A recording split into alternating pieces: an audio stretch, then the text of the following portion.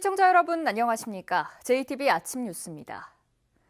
전북에는 밤사이 장수 5.5, 군산 4, 부안 3mm 등의 비가 내렸습니다. 오늘은 흐리고 비가 오다가 오후에 그치겠습니다. 예상 강우량은 20에서 60mm입니다. 낮 기온은 전주와 익산 24도 등 22도에서 24도로 어제와 비슷하거나 조금 낮겠습니다. 밤부터 내일 아침 사이에는 짙은 안개가 곳곳에 끼겠습니다. 전주기상지청은 추석 연휴가 시작되는 내일부터 연휴 내내 대체로 맑고 쾌청한 날들이 이어질 것으로 내다봤습니다. 남북 정상의 평양 공동선언을 통해 전쟁의 위협을 없애고 교류와 협력을 늘리겠다는 합의가 이루어졌습니다. 전북에서 준비하고 있는 남북 교류 협력 사업에도 속도가 붙을 것으로 보입니다. 보도에 송창용 기자입니다. 문재인 대통령과 김정은 위원장은 평양에서 정상회담을 마친 뒤 평양 공동선언을 발표했습니다. 선언은 한반도 비핵화 등 군사적 긴장 완화 조치와 함께 교류와 협력 증대 방안을 담고 있습니다. 북과 남의 교류와 협력을 더욱 정대시키기로 하였고 민족 경제를 균형적으로 발전시키기 위한 실질적 대책을 만들어 나가기로 했습니다. 이에 따라 전북에서 계획하고 있는 남북 교류협력 사업도 빨라질 것으로 보입니다.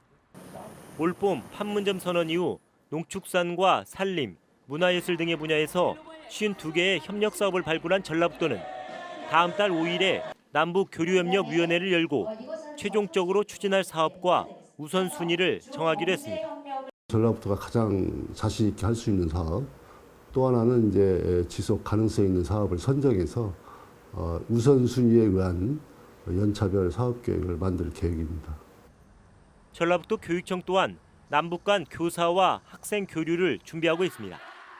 전국 시도교육청 가운데 유일하게 조성한 남북 교육교류 협력기금을 활용해 공연과 동학, 체육 분야 등에서 교류협력 사업을 추진한다는 계획입니다. 우리 학생하고 선생님들이 함께 참여하는 그런 교육활동을 할 수 있도록 지금 제안서를 통일부에 낼 걸 준비하고 있습니다. 남북 교류협력 사업은 대북 제재가 아직 유효해 곧바로 추진하긴 어렵지만 남북 화해 분위기 속에 2007년 이후 11년 만에 다시 추진될 가능성이 높아지고 있습니다. JTB 뉴스 송창용입니다.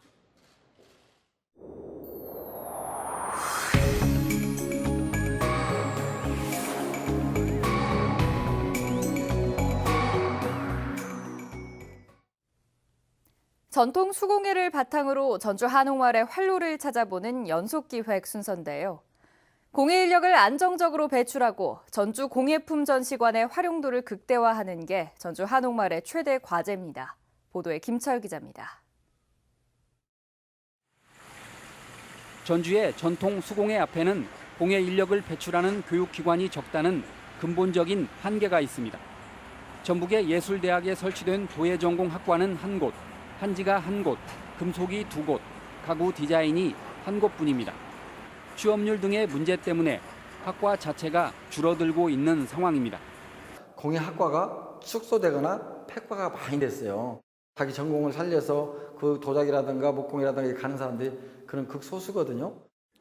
전주시는 일단 이 문제에 대한 해법으로 관련 대학 일부 학과의 전주 유치를 추진하고 있습니다. 이런 분야를 육성하기 위해서 전승공예 장인학교 같은 국공립 교육 대학을 정규 과정에 있는 대학을 우리 지역으로 유치할 계획을 가지고 있습니다. 후계자가 적은 희소 분야에 대한 지원도 시급합니다. 가나자와시는 희소 분야 후계자와 연수자 등에게 3년 동안 월 5만 엔 이상의 장려금을 주고 있습니다. 教える方も自分の生活のこともありますから奨励金という形で伝統工芸の製造に学んでくださいという意味で奨励金を渡しています。 전주시는 전주 공예품 전시관을 수공예 작품의 전시, 유통, 체험의 거점 공간으로 조성할 계획입니다. 상품도 창작할 수 있는 부분도 되고 그다음에 상품도 판매하고 또 유통 마케팅, 그 다음에 다시 이것이 사이클로 이루어져서 하나의 이제 시민과 대중과 어떤 수공예 문화를 소통할 수 있는 공간. 전주의 토착 산업인 전통 수공예를 활성화하는 것은 소비에 치우쳤던 전주 한옥마을의 색깔을 생산과 전통으로 전환하는 첫걸음이 될 수 있습니다. JTB 뉴스 김철우입니다. 폭염과 집중호우로 들썩였던 장바구니 물가가 명절을 앞두고 점차 안정세에 접어들었습니다. 하지만 예전 가격을 생각하면 추석 성수품 가격은 여전히 비싼 편입니다. 오정현 기자가 보도합니다. 물건을 고르는 손길에 진한 고민이 묻어납니다. 들었다 내려놓기를 반복하다 가격을 따져보더니 다시 한번 꼼꼼히 살핍니다. 근데 여기서 야채는 솔직히 못 사요. 배추랑 그런 것은 너무 비싸서. 그래서 그냥 이런 건 똑같아요. 작년하고 이런 공산품은. 근데 과일이나 채소는 비싸서 재래시장 가서 살려고요. 물가가 아무래도 비싸니까 좀 부담이 되죠. 그러니까 여러 가지 해먹을 것을 올해는 조금 적게, 그러니까 작게 장만을 한다고 할까? 지독한 폭염과 집중호우로 치솟았던 식탁 물가는 어느 정도 안정세로 돌아섰습니다. 그렇다고 해도 고민 없이 이것저것 선뜻 장바구니에 담긴 어렵습니다. 대부분의 성수기 품목이 여전히 예년보다 비싸섭니다. 지난달 4kg에 8만 원씩 하던 시금치는 이달 중순 2만 원대로 내려앉았지만 여전히 평년보단 비쌉니다. 배추와 무 역시 최근 가격이 꺾였습니다. 다만 무의 경우 평년에 비하면 70%나 비싼 수준입니다. 사과와 배도 점차 가격이 낮아지고 있습니다.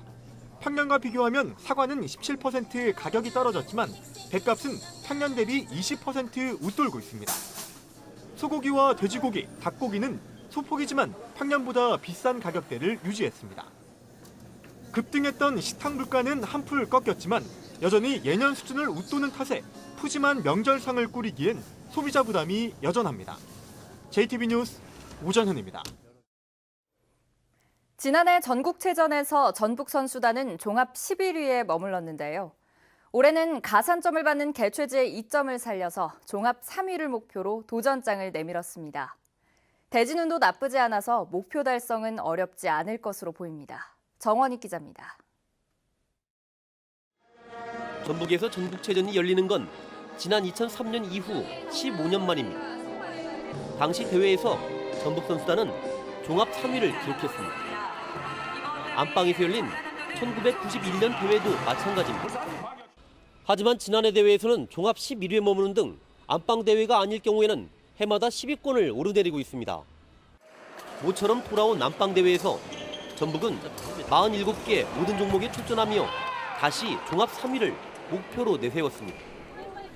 개최지 가산점이 15,000점에 이르는 데다 기록 종목의 전력이 안정적이고 체급 종목의 대진운도 나쁘지 않기 때문입니다.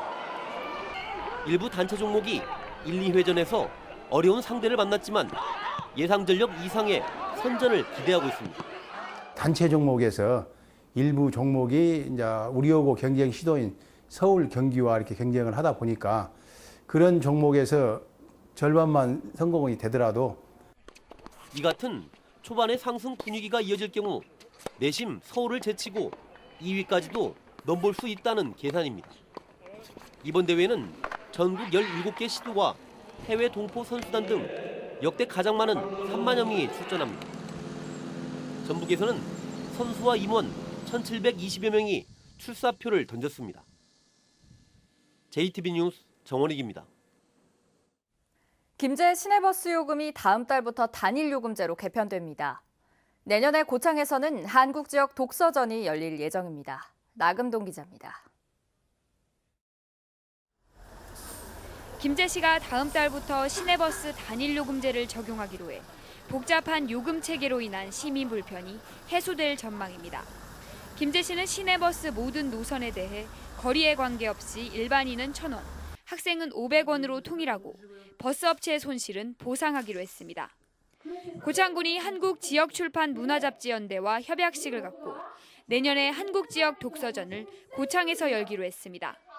고창군은 지역 독서전 개최를 계기로 독서 저변 인구를 넓히고 인문학 도시로 거듭날 수 있을 것으로 기대하고 있습니다.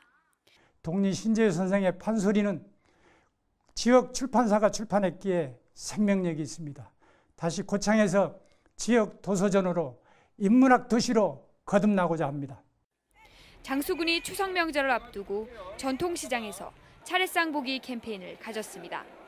장수군은 지역 상권 활성화를 위해 장소사랑 상품권과 온누리 상품권 이용도 확대해 줄 것을 호소했습니다.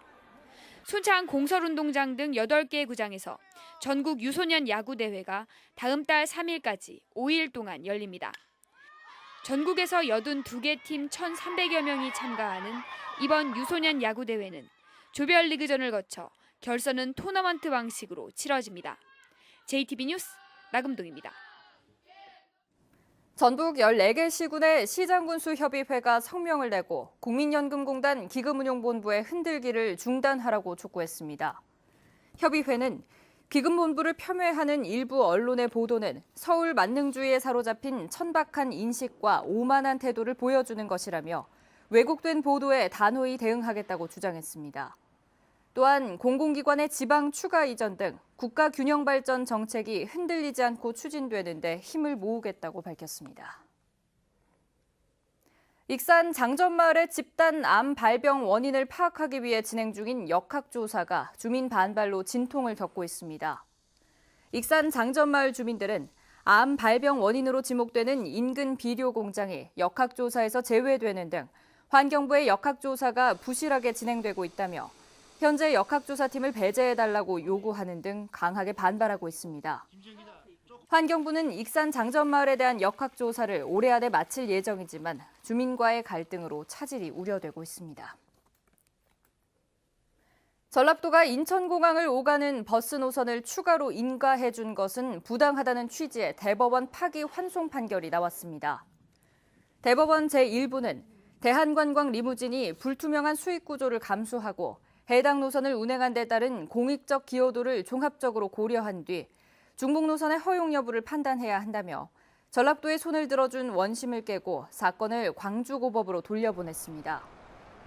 전주 인천공항 노선에 대한 독점 면허를 갖고 있던 대한관광 리무진은 전라도가 지난 2015년 승객 증가를 이유로 시외버스 업체 2곳에 인천공항 노선 운행을 인가하자 소송을 냈습니다.